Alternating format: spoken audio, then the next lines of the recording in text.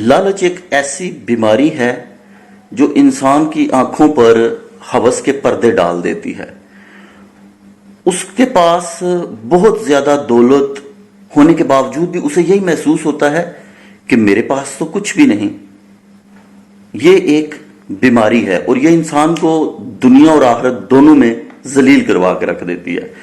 میں نے جب اپوزیشن نے تحریک عدم اعتماد پیش کی تو میں نے فیس بک پر ایک پوسٹ کی تھی جس میں نے بتایا تھا کہ اپوزیشن والے نہ صرف کرپٹ ہیں بلکہ احمق بھی ہیں کہ لوگ مہنگائی کی وجہ سے خدا کر کے عمران خان سے تھوڑے سے بدظن ہوئے تھے، مگر انہوں نے دوبارہ اکٹھے ہو کر اس کی پاپولیرٹی میں اضافہ کر دیا ہے.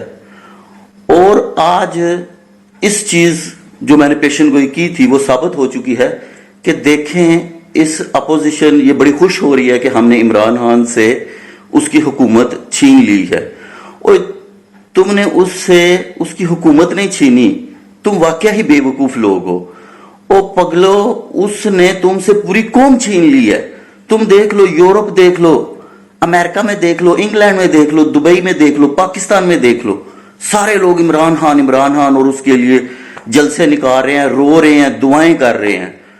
اپوزیشن والوں تم واقعہ ہی احمق، سٹوپڈ، کرپٹ، اور اس لالچ نے جو تمہارے آنکھوں کے آگے پردے ڈال دیے ہیں نا، اس نے تمہیں ذلیل کروا کے رکھ دیا. اس لیے تمہارے اندر عقل نام کی بالکل کوئی چیز نہیں ہے. اس نے تم سے پوری قوم چھین لی ہے. اب امریکہ کا باپ بھی آ جائے تو اس کا کچھ نہیں بگاڑ سکتا کیونکہ قوم اس کے ساتھ کھڑی ہے. تم لوگ واقعی بے وقوف، احمق، سٹوپڈ، کم عقل اور کرپٹ ہو، تم تو ہو، استوپیدو ہو. نہیں مانی نا تم نے میری بات؟ میں نے تو تمہیں مشورہ دیا تھا. ہمارا کیا بھائی، اب بک تو